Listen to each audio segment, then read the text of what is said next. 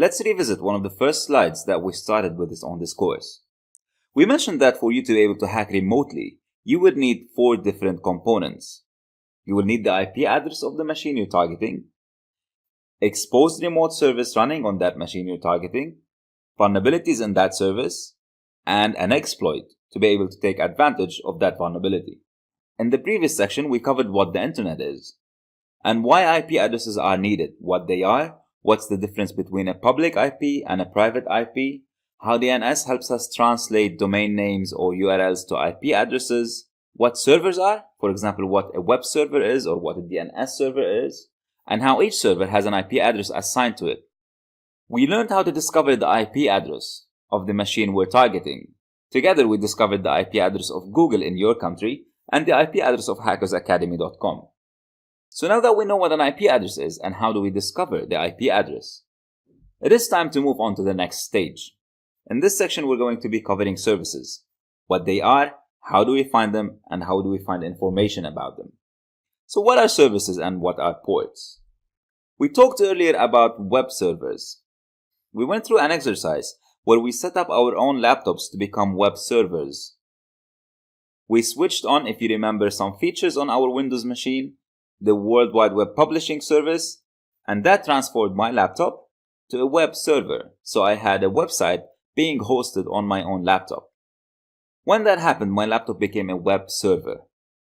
So for the context of this course, consider the service is what runs on the server. So for example, when my laptop became a web server, because I was serving a website on it, on my laptop there was a web service running. It was switched on and it was running, waiting for somebody to connect to it. Here's an example that will make it a little bit easier to understand. Think of services as mobile applications.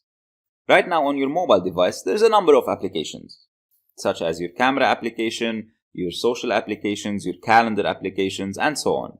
Some of these applications will require access to the internet, whereas some of the other applications will not. So if you have an Android phone, for example, and you try to install a new application, it will come up with a list of permissions that the application requires from you.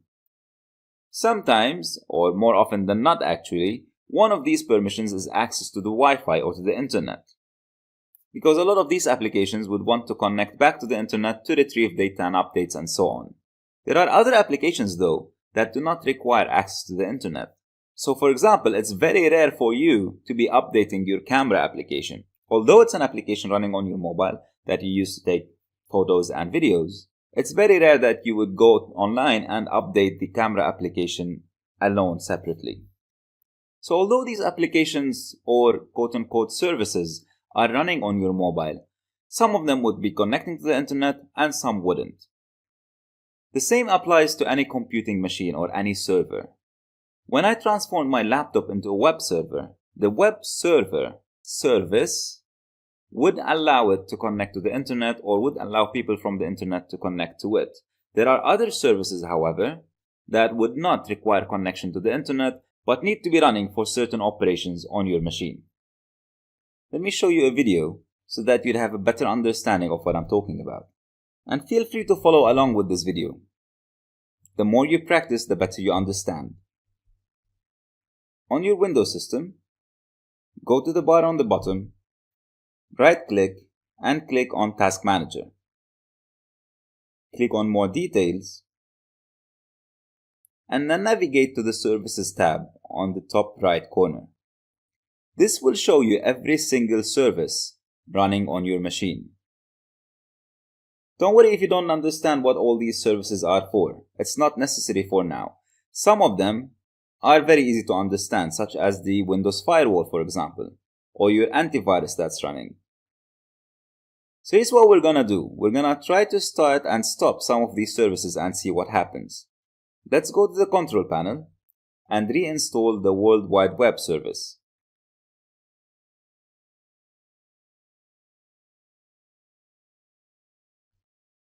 So again, I'm going to set up my laptop as a web server.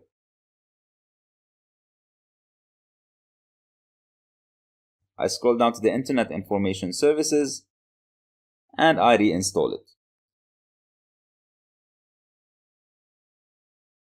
We'll give it a second, and when it's done, I go to my browser and I refresh my home page.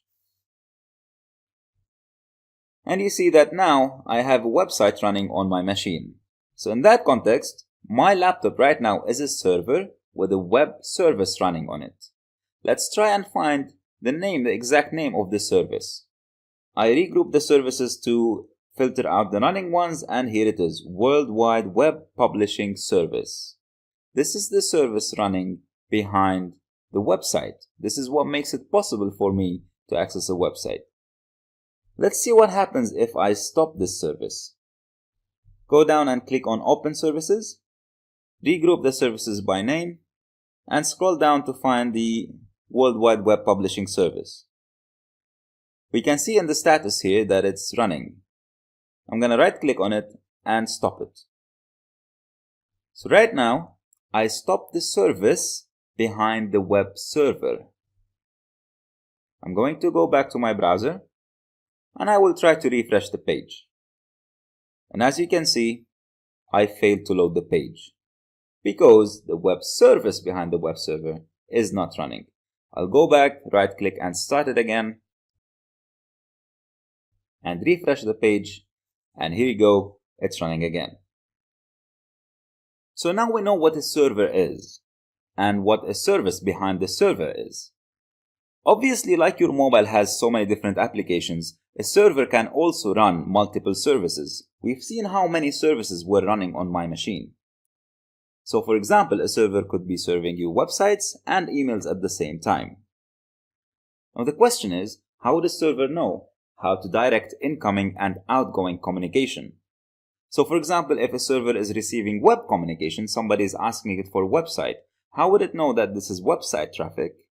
And where would it direct to, as opposed to, say, for example, email traffic? This is where service ports come in place.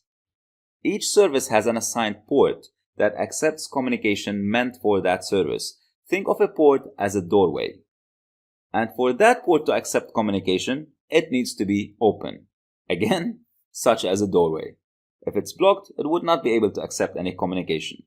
So each service would have an assigned port for it, ready to accept communication as long as the port is open.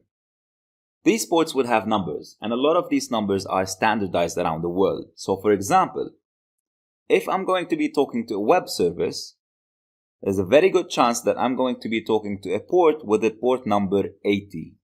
If I'm going to be talking to a mail service or an email service, there's a very good chance that I'm going to be talking to a port number 25. So if you open your browser right now and type hackersacademy.com, you're going to be able to access the Hackers Academy website.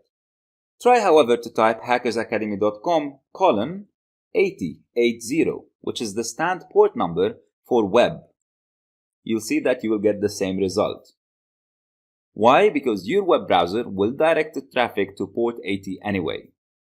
So imagine here that you're talking to the Hackers Academy server.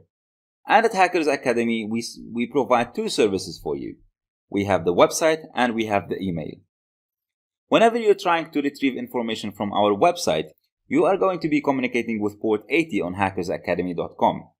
Whenever you're sending or receiving emails, however, you are going to be communicating with port number 25 on hackersacademy.com. So here's your mission for this section. I'd like you to find out how many port numbers exist. What's the total number of ports out there? HackThisSite.org has 3 services running on 3 different ports. Port number 22, port number 80, and port number 443. Don't worry for now again what TCP is. We're going to be explaining that later on. For now though, I'd like you to determine what these services are. What is the service running behind port number 22? What is the service running behind port 80? And what is the service running behind 443? We've already discussed what runs on port 80. So find out what the other 2 services are for.